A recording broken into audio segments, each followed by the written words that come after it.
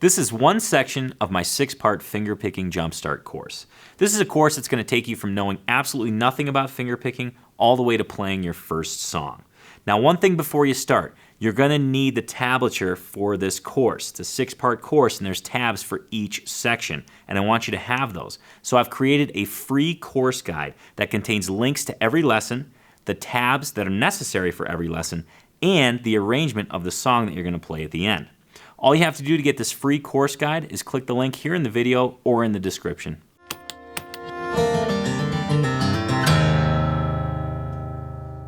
And here's where it all comes together. Here we are at lesson 6. You've gone through all the steps, you're familiar with the strings, your thumb knows what to do. You can pinch straight pinches, you can pinch staggered pinches. You're mixing note values. Now we're going to add some chord variations. I shouldn't say chord variations, I should say some chord additions. So this allows you to, without changing your picking pattern on your picking hand, you can actually access the melody from the chord positions you're already holding down. We're going to use a C chord here, a G chord, and of course an F chord. And this really is where it kind of comes to, this is the pinnacle. This is the pinnacle of fingerpicking, because what we're doing here is this is where we can accurately tie together the rhythm and the melody. And this is what will best set you up for playing the song Freight Train, and really any song. So what we're going to do for this, let me first go over the chord additions that we're going to make. So we're going to start with a C chord, same C chord that we've always been using through this course. Index finger, first fret of the B, middle finger, second fret of the D, ring finger, third fret of the A. And the first addition we're going to make, our pinky finger is the free finger here. So the pinky is going to get a lot of movement over this particular chord. We're going to fret the third fret of the high E string. And with our thumb on the A string and middle finger on that high E, we're going to pinch. Then we're going to remove that pinky from the high E string and leave the high E string open. Replicate that same exact pinch between the thumb and the middle finger. Then the pinky is going to fret the third fret on the B string. We're going to pinch the A string and the B string together with the thumb and the index finger. Remove the pinky, keeping the index finger on the first fret of the B string. Pinch the A and the B string together again. And then bring the pinky up to the third fret of the G string. Pinch the A string and the G string together with your thumb and index finger like so. It actually ends up being a C7 chord. But as you can see here, there's quite a few notes that we can access from this C position. The first line of your tablature shows all of them. So I'll play that kind of in sequence so you can hear what it sounds like.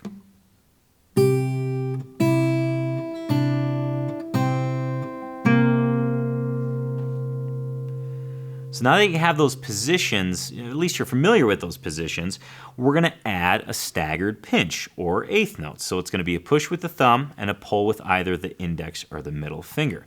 So over the first position with the pinky on the third fret of the high E, we're going to take the thumb on the A string and then pick up with the middle finger on the high E.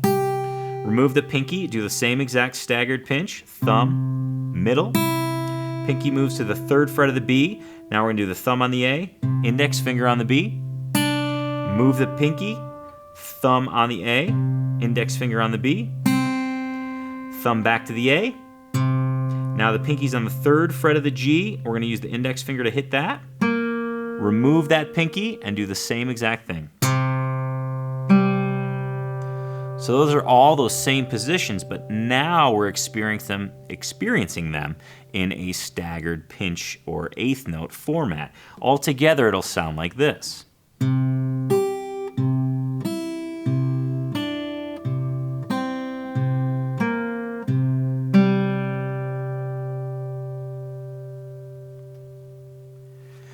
Now we're going to take those same kind of chord additions, we'll call them, and put them in a real-world situation.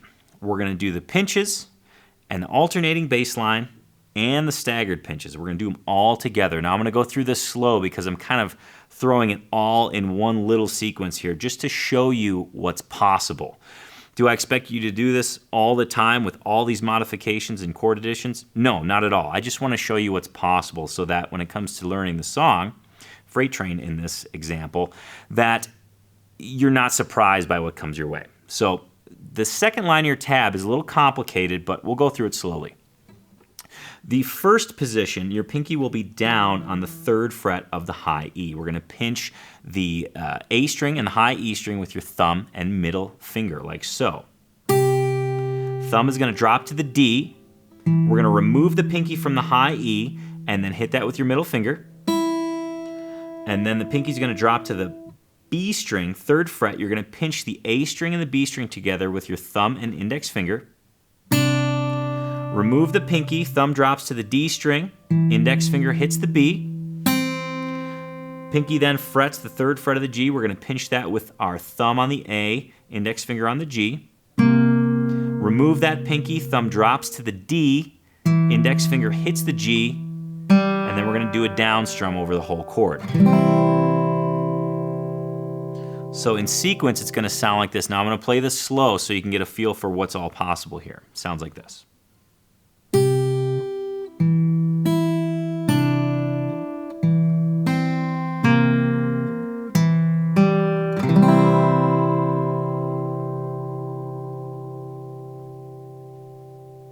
Now that we have those positions over a C chord, we're going to do a similar thing over the G chord. The pinky's going to be just as active here, but also we're going to integrate the index finger. So we're going to grab a G chord, pinky finger 3rd fret of the high E, ring finger 3rd fret of the low E, middle finger 2nd fret of the A. This is our home position. And we're going to start out with a pinch on the 2 outside strings, the low E and the high E with the thumb and middle finger. Then we're going to lift up the pinky, drop the index finger to the 1st fret of the high E. Do the same exact pinch that you just did. Lift up the index finger, same exact pinch. Then the pinky finger goes to the 3rd fret of the B, pinching the low E and the B string with the thumb on the low E and the index finger on the B, like this. Drop the index finger to the 1st fret of the B, same exact pinch between the thumb and the index finger. And then lift off the index finger, same pinch with the thumb and the index. So in time, it'll sound like this.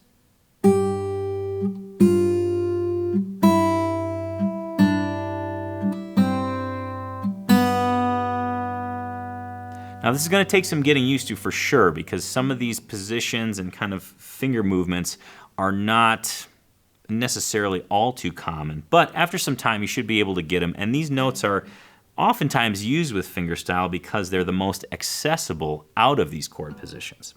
Now, just like we did with the C chord, we're going to do these same chord additions, or these note additions, but this time we're going to stagger the pinch. So it'll be the thumb first on the low E, and then we're going to add those additional notes with either the middle finger or the index finger, depending on what string they're on. Anything on the high E string, the middle finger will tackle. Anything on the B string, the index finger will tackle.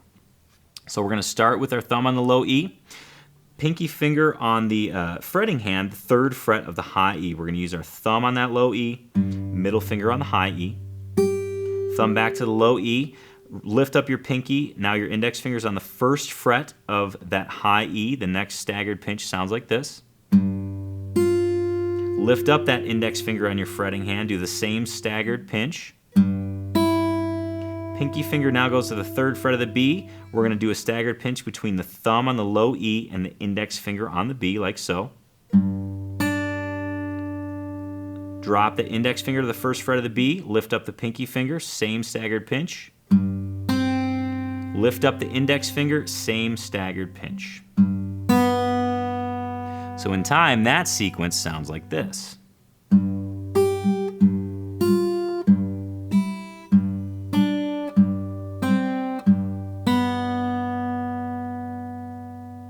Now, just as we did with the C chord, we're going to throw these into a real-world scenario. Now, there's a lot of options in a small amount of time here. Again, I just want to show you what's possible with these chord additions. So we're going to start. Now, remember, this is going to have an alternating bass line as well. So there's a lot going on here, but just keep in mind that thumb is just keeping a steady rhythm. We're going to start with the same pinch that we began this kind of G chord addition series with. It's going to be pinky fretting the 3rd fret of that high E, and then the thumb is going to be on the low E, all over a G chord. Pinch that with your thumb and your middle finger. Thumb drops to the D string. Index finger frets the 1st fret of the high E. We're going to hit that with our middle finger. We're going to lift off our middle finger, pinch the low E and the high E together with the thumb and the middle finger. Thumb drops to the D. Now the pinky's going to fret the 3rd fret of the B. We're going to hit that with our index finger. Index finger is going to drop to the 1st fret of the B. We're going to pinch the low E and the B string together with our thumb and index. Thumb drops to the D. Lift off your index finger. We're going to hit the open B with your index finger on your picking hand. And then strum the full G chord. I'm going to do that in time so you get a feel for what it sounds like. But again, I'll do it slowly so you can hear each option. It sounds like this.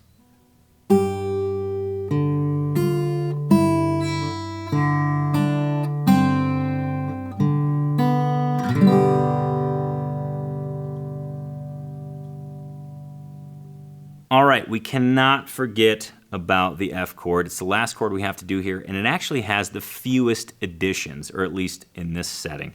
So we're going to make an F chord, as we've been doing, and our first addition is going to be that pinky on the 3rd fret of the high E. You'll notice now that's a pretty common theme because the pinky is pretty movable in all of these chord shapes. So we're going to pinch the D string and the high E together, thumb on the D, middle finger on the high E. Lift up the pinky, do the same pinch. Move the pinky to the 3rd fret of the B. This should be a familiar position as well. Thumb on the D, index finger on the B. We're going to pinch those 2 strings. Lift up the pinky, do the same exact pinch. And just as we had done with the other chords, we're going to now stagger those same things. So with the pinky starting on the 3rd fret of the high E, thumb hits the D, middle finger the high E. Move the pinky, thumb back to the D, middle finger high E, pinky 3rd fret of the B, thumb hits the D, index finger on the B. Move that pinky up, thumb hits the D, index finger hits the B. So in time, that sounds like this. And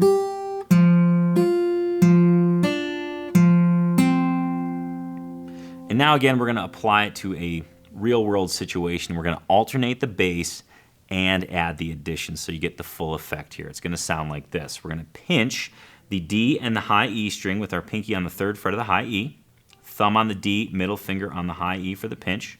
And then we're going to lift up our pinky finger, stagger the pinch, keep the thumb on the D here, thumb first, and then middle finger on the high E. Move the pinky back to the 3rd fret of the B, pinch that between your thumb on the D string and your index finger on the B. Lift up the pinky and then keep your thumb on the D and then add the index finger to the B and then strum the chord. I'll do that in time now so you can hear what it sounds like. Again, I'll do it slowly. I had mentioned that we're going to alternate the bass here. We're actually not because there's not a lot of real estate here. And to really focus on the chord additions, which is the whole theme of this lesson, I want to really stress that. So here it sounds. So here's what it sounds like in real time.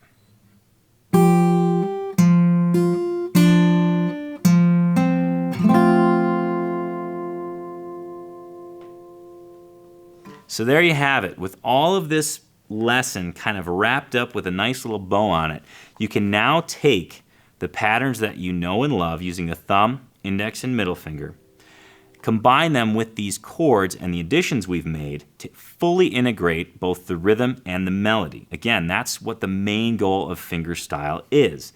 After completing this lesson, you are totally prepared to go learn freight train. You have all the tools that are necessary, and by the end, you'll know a full song, which is going to feel really good because just 7 days ago, you didn't. And now you can play a whole style and a song in that style. Best of luck on the song, and thanks a lot for checking out the lesson series. You've just finished one section of my 6-part Fingerpicking Jumpstart course. This is a course that takes you from knowing absolutely nothing about fingerpicking all the way to being able to play a song with the technique. Now, each of these 6 lessons has corresponding tablature. Plus, at the end of doing all these lessons, you'll be able to play a simple arrangement of the tune Freight Train, but you'll need the tab to do so. So I've created a course guide which contains links to all 6 lessons, the tablature for each lesson, and the tablature for the arrangement of Freight Train. All you have to do to get this free course guide is click the link in the video or in the description. Thanks a lot for checking it out, and I'll see you on the lessons.